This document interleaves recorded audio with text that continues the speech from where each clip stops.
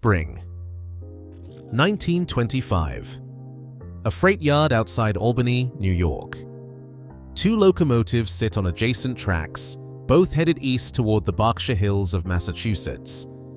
The first is a New York Central Class H-10 Mikado, a 2-8-2-wheel arrangement, proven on this route for 3 years, 1,691 tons of freight behind it, 46 cars. The second belongs to Lima Locomotive Works in Lima, Ohio. It has no road number yet. The Lima machine carries 2,296 tons, 54 cars, 605 more tons than the locomotive already running ahead of it. The H-10 departs first. 47 minutes later, the Lima machine pulls out of Selkirk yard. It will arrive at North Adams Junction 10 minutes before the H-10. The man responsible for this was William E. Woodard, Vice President of Engineering at Lima Locomotive Works. The railroads had called his design undersized, undertorqued, and structurally inferior to the locomotives it was meant to replace. They were correct, on paper. The trailing truck that made Woodard's firebox possible would eventually define everything that went wrong. Not in 1925, but in 1944, at the moment the machine's greatest design principle turned on the company that built it. That story starts with what the railroads measured and why Woodard decided to measure something different. Have you ever watched an institution defend a metric after the metric stopped being accurate? Drop what you think they should have measured instead in the comments. If stories like this are what you're looking for, subscribe to American Iron Works. In 1924, the Boston and Albany Railroad had a problem it could not solve with the tools it owned. The B&A ran 200 miles from Albany to Boston. That route included the Berkshire Hills of western Massachusetts, a sustained 1.5% ruling grade, the steepest section on the entire New York Central system. To put that grade in physical terms, for every 100 feet of horizontal track, the rail surface rises 1.5 feet, the equivalent of walking up a shallow but continuous parking ramp for 200 miles without a flat section to recover. Heavy freight trains lose speed on sustained grades, not because the locomotive lacks power at standstill, but because the engine cannot produce enough steam at speed to hold the throttle open. Before the Berkshire era, the B&A ran USRA Light 210-2 Santa Fe types and 2662 Mallet articulated locomotives on that grade. The Santa Fe Class Z1 produced approximately 68,000 pounds of starting tractive effort, the raw force needed to break a train free from standstill. The Mallets produced 63,000 pounds. Tractive effort was the currency of American railroad engineering in 1924. The formula was straightforward: cylinder bore, cylinder stroke, boiler pressure, divided by driver diameter. The output told you how hard the locomotive could pull at 0 miles per hour. Every purchase order, every comparison table, every mechanical officer's report used that number as the primary metric. The problem the B&A had was not tractive effort. The problem was time. The 200 miles from Albany to Boston took a Mikado or a Santa Fe type so long that the freight crews regularly consumed their full 16-hour allotment under the Federal Hours of Service Act just to traverse the route. When a crew timed out, the railroad called a relief crew. That event cost money in 2 ways. The railroad paid the original crew overtime rates for the final hours, and it paid the incoming crew a full trip wage for the remainder of a run the outgoing crew had nearly completed. The shipper paid a different price. Their freight sat on a siding at a crew change point, not moving, eating into the delivery window. The B&A needed a locomotive that could move the same tonnage faster. What it got was a locomotive that could move more tonnage faster, and the mechanism behind that was not in any of the standard comparison tables.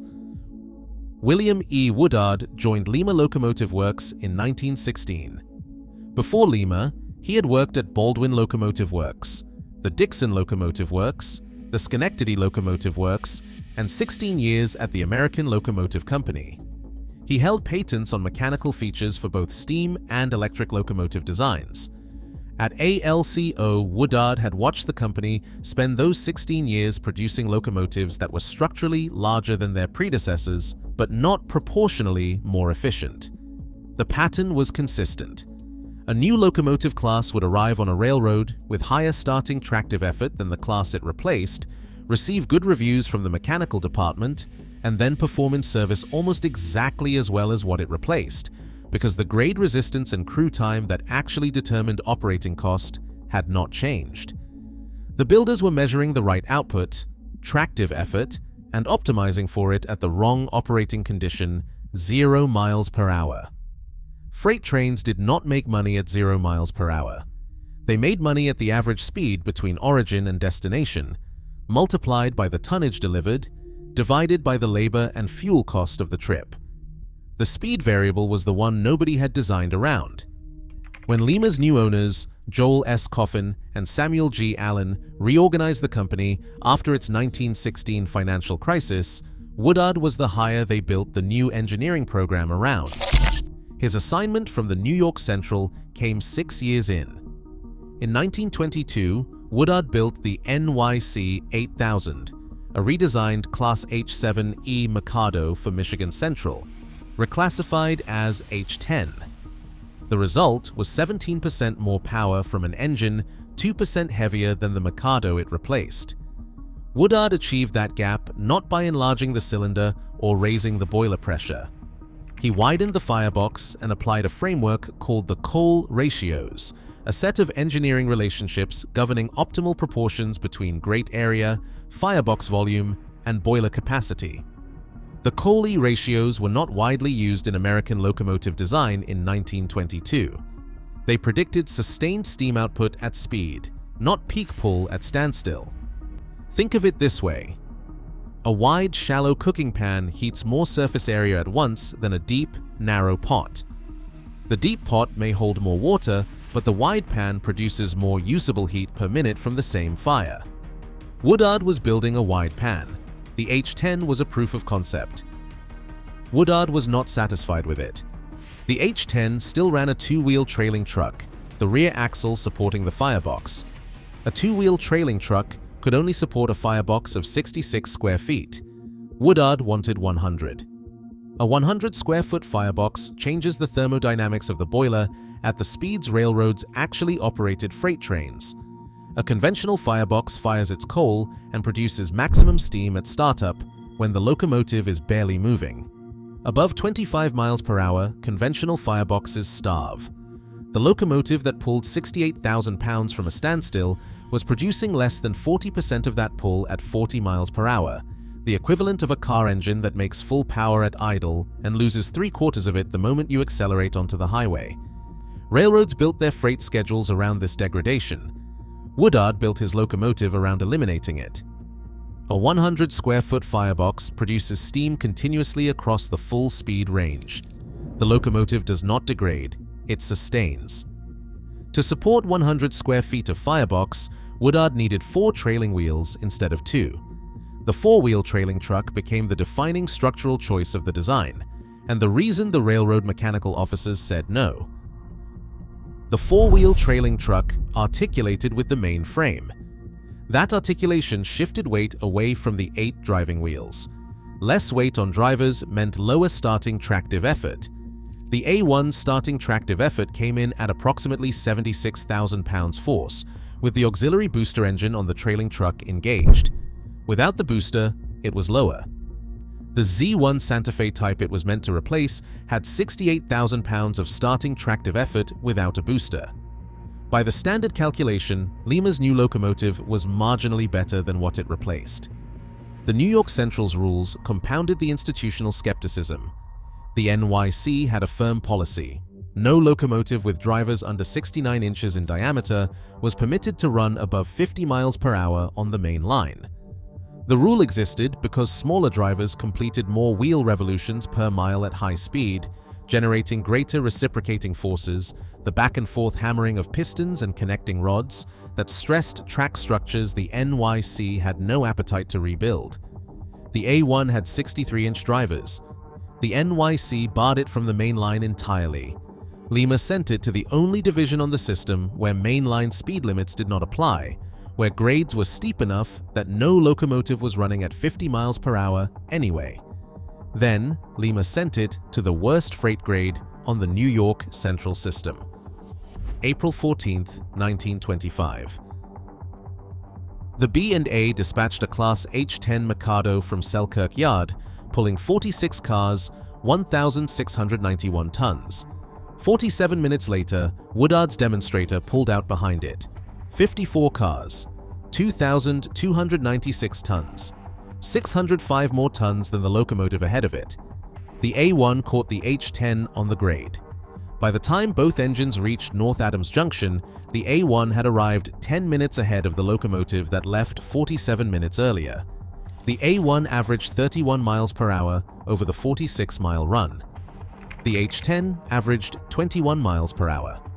On other test runs that spring, the A1 hauled over 2,500 tons unassisted up the 1.5% grade, a task that required helper locomotives under the older power. Lima called what it had built a demonstrator. It toured the locomotive to railroads across the country. Lima called it a tour. It was closer to a verdict. Every railroad the A1 visited set a new freight record. Which part of that race surprises you more?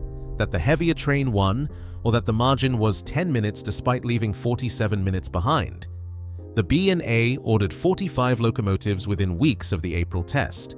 They named the new wheel arrangement the Berkshire, after the hills where it proved itself.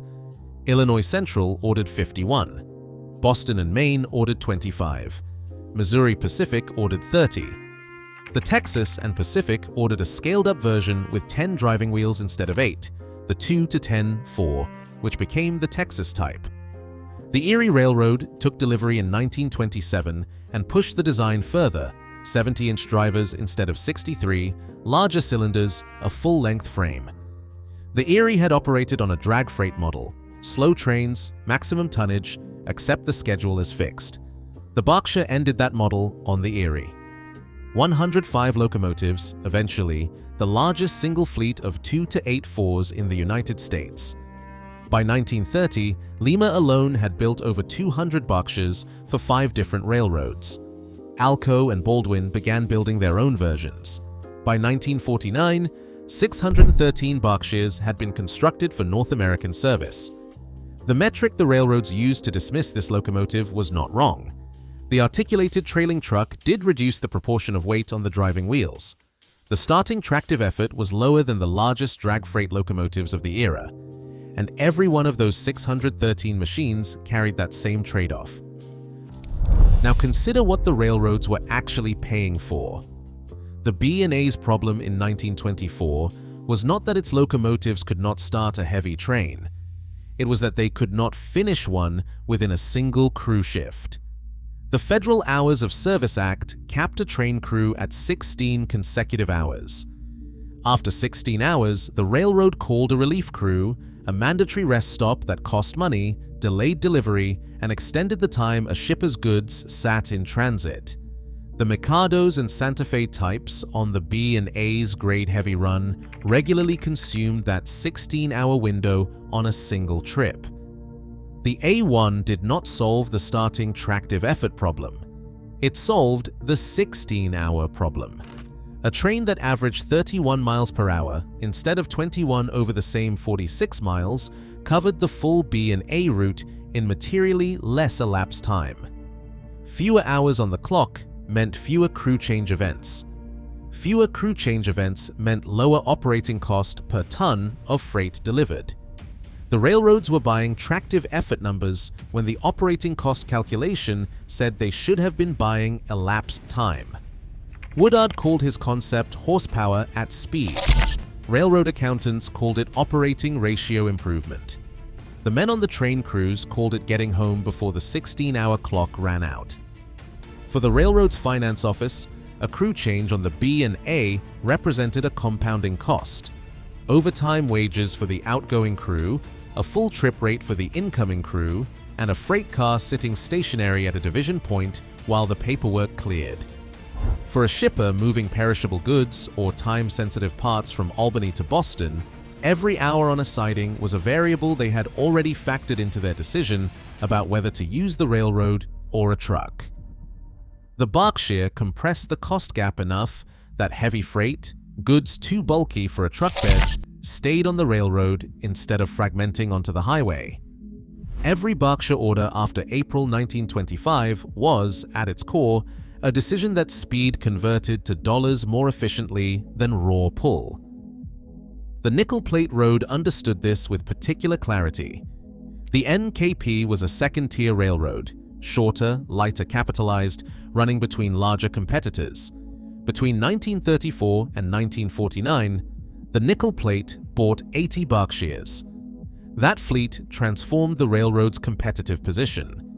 The NKP's Berkshires ran fast freight schedules at speeds that matched or exceeded the railroad's own passenger timetables.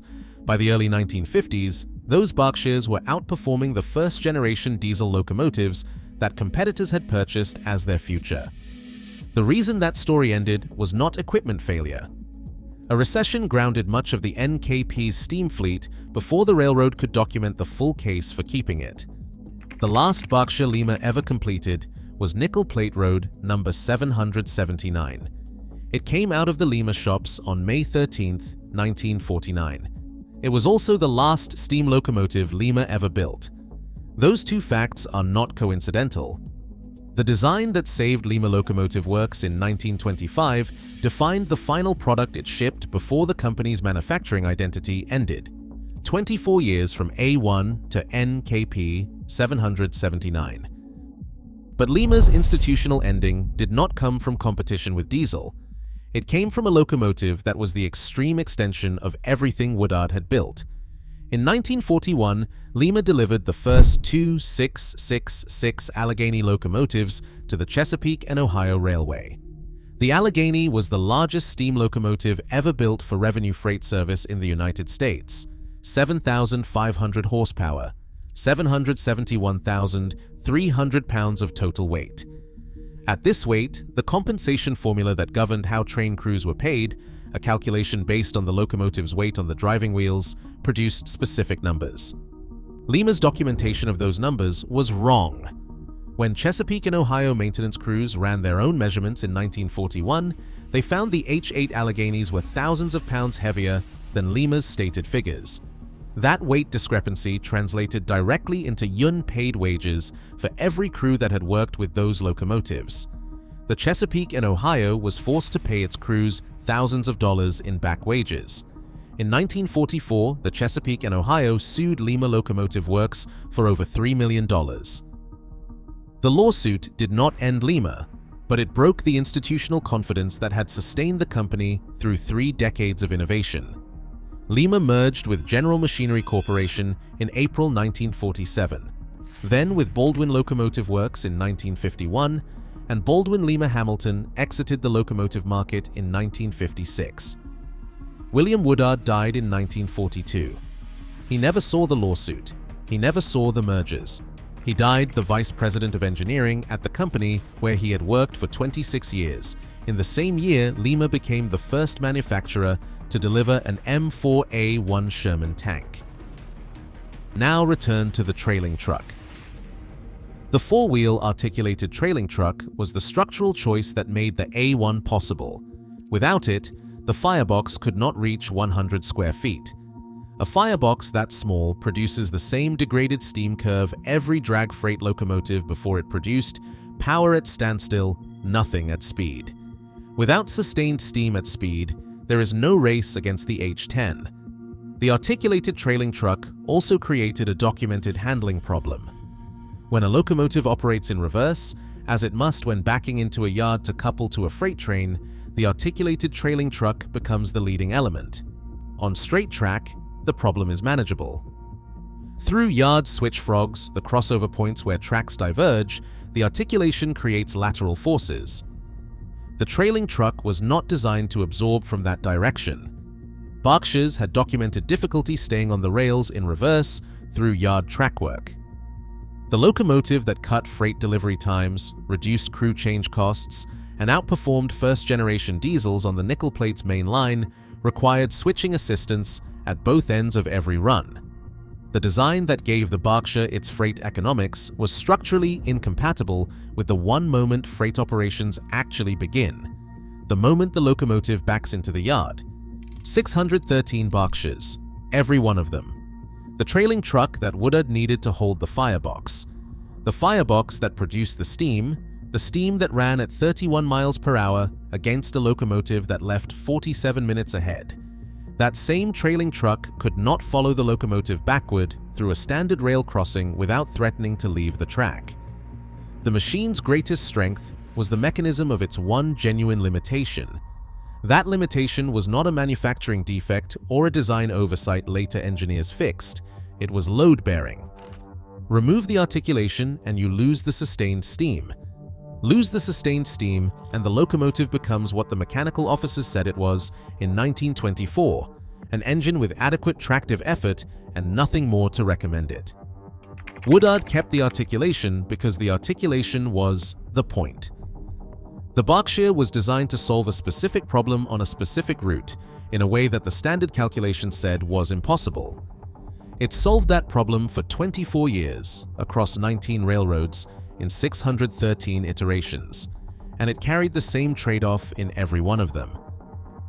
If this is the kind of story American Iron Works covers, subscribe and you will not miss the next one.